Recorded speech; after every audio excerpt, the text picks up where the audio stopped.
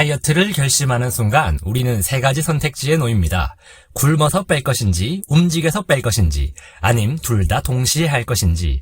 세 가지 선택 모두 핵심은 같습니다. 바로 섭취 칼로리보다 사용 칼로리가 많아야 한다는 것. 즉, 칼로리 적자 상태를 유지해야 살이 빠진다는 원칙이죠. 그러면 이런 궁금증이 생기실 수 있습니다.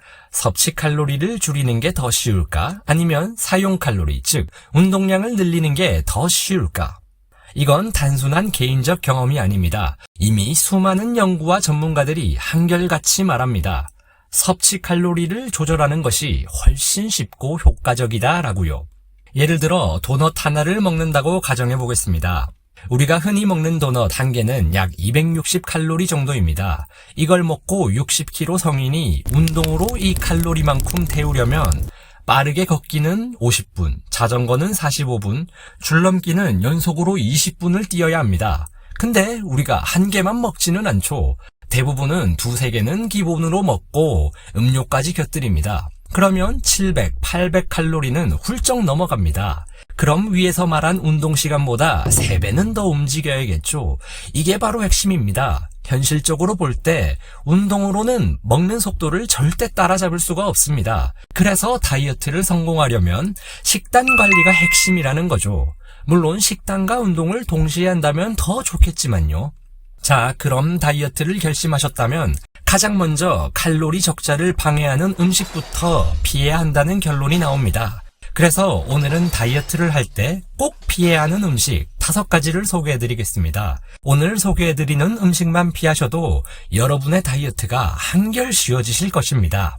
첫 번째는 바로 음료입니다. 사람들이 가장 먼저 떠올리는 것은 탄산음료죠. 하지만 여기에 그치지 않습니다. 오렌지 주스, 사과 주스 같은 과일 주스, 그리고 바닐라 라떼, 캐러멜 마끼아또 같은 달달한 커피류도 마찬가지입니다. 이 음료들의 공통적인 문제는 바로 액상과당입니다. 액상과당은 일반 설탕보다 더 빠르게 흡수됩니다. 소화 과정을 거의 거치지 않고 곧바로 혈액으로 들어가기 때문에 혈당을 급격하게 올리고 인슐린 분비를 촉진합니다. 원래 인슐린은 혈당을 세포 안으로 이동시키고 우리 몸이 에너지로 사용할 수 있도록 역할을 합니다. 하지만 당을 너무 많이 먹게 되면 남은 당들은 에너지원으로 쓰이지 못하고 지방으로 바뀌어 저장됩니다. 문제는 이게 반복되면 인슐린 저항성이 생긴다는 점입니다. 결국 인슐린이 잘 작동하지 않게 되고 내장 지방이 늘어나고 혈당 조절 시스템이 점점 무너지게 됩니다. 게다가 액상과당은 포만감을 거의 주지 못합니다.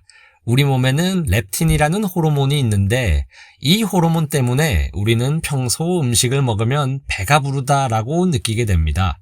하지만 액상과당을 마셨을 때는 렙틴이 잘 분비되지 않습니다. 즉, 우리 뇌는 아무것도 안 먹었다고 생각합니다. 음료 한 잔 마셨을 뿐인데 칼로리는 많이 섭취하고 포만감은 전혀 없는 상태가 유지된다는 것입니다. 그래서 다이어트 시에는 액상과당이 포함된 음료는 피하셔야 됩니다. 만약 음료를 끊기 너무 힘들다면 무과당 탄산수, 제로칼로리 같은 다른 대안을 활용해 보실 것을 추천드립니다.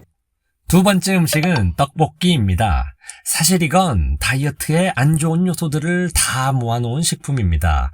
먼저 떡은 정제 탄수화물을 압축한 덩어리고 어묵은 밀가루를 기름에 튀긴 가공품, 그리고 고추장 소스는 설탕이 잔뜩 들어 있습니다. 이 정도 떡볶이 양이면 1000kcal에 육박하고 한 끼 식사보다 칼로리가 더 높을 수 있습니다. 게다가 떡볶이의 GI 지수는 굉장히 높습니다. GI 지수란 음식을 먹었을 때 혈당이 얼마나 빠르게 올라가는지를 나타내는 지표입니다. 즉, GI 지수가 높을수록 혈당이 빠르게 오르고 그만큼 우리 몸에서 지방으로 저장될 가능성도 높아진다는 뜻입니다. 포도당이 GI 100 기준이고 GI 70 이상이면 높은 GI 식품, 55 이하면 낮은 GI 식품입니다. 예를 들어 두부는 15, 현미밥은 65 정도인데 떡볶이는 무려 85입니다. 즉, 떡볶이는 거의 포도당에 가까운 혈당 반응을 보이는 음식이라는 것입니다. 당연히 살로 이어지기 쉬운 구조입니다.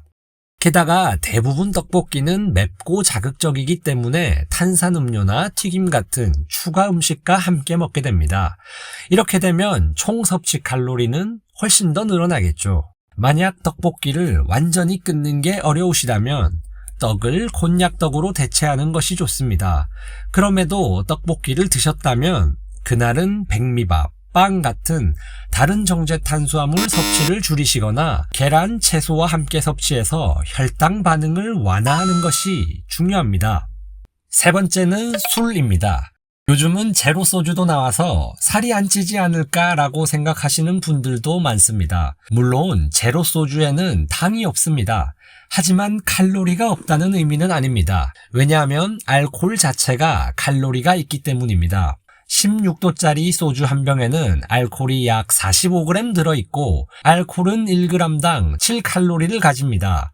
즉 소주 한 병은 320칼로리고 이건 햇반 한 공기야 맘먹는 칼로리입니다. 하지만 문제는 단순히 칼로리가 아닙니다. 우리 몸은 알코올을 독성 물질로 인식하기 때문에 알코올이 몸으로 들어오는 순간 가장 먼저 알코올부터 해독하려고 합니다. 그래서 지방을 태우는 작업이나 당을 에너지로 바꾸는 일은 일시 정지가 됩니다. 그 결과 술과 함께 먹은 음식은 에너지로 사용되지 못하고 모두 지방으로 저장되기 쉽습니다. 게다가 술과 함께 먹는 안주는 삼겹살, 곱창, 치킨, 전 등 고칼로리 음식이 대부분이기 때문에 술자리 전체가 다이어트에는 참 취약하다고 볼 수 있습니다. 그래서 가능하다면 술 자체를 끊으시고 드시더라도 안주는 기름기가 적은 단백질이나 채소 위주로 바꾸는 것이 그나마 대안이 될 수가 있습니다. 네 번째는 빵과 케이크로 대표되는 디저트류입니다. 디저트는 달콤하고 부드러워서 스트레스를 받을 때 특히나 땡기는 음식이죠. 그런데 이 음식들의 핵심 문제는 바로 트랜스 지방입니다. 트랜스 지방은 식물성 기름을 인위적으로 고체화한 지방입니다. 왜냐하면 고체화를 하면 보관성이 좋아지고 바삭바삭하고 고소한 맛을 내기 때문에 빵, 케이크, 크림류, 과자 등에 아주 많이 사용됩니다. 문제는 우리 몸이 트랜스 지방을 잘 분해하지 못한다는 것입니다. 트랜스 지방은 자연적인 지방과 구조가 다르기 때문에 우리 몸이 분해하고 에너지로 전환하는데 더 오랜 시간이 걸립니다. 그 결과 잘 쓰이지 못하고 지방으로 저장되기도 쉽습니다. 우리나라에서는 2007년부터 트랜스 지방 표기 의무가 생기면서 프랜차이즈 제품은 트랜스 지방 함량이 약간 줄었습니다. 하지만 공산품이 아닌 동네 빵집이나 카페, 수제 케이크 등은 트랜스 지방 표기 의무가 없습니다. 트랜스 지방은 단순히 살만 찌는 게 아니라 혈관 건강, 심혈관 질환, 염증 유발에도 연관이 깊기 때문에 다이어트뿐 아니라 건강 전체를 위해서 피하시는 게 좋은 성분입니다.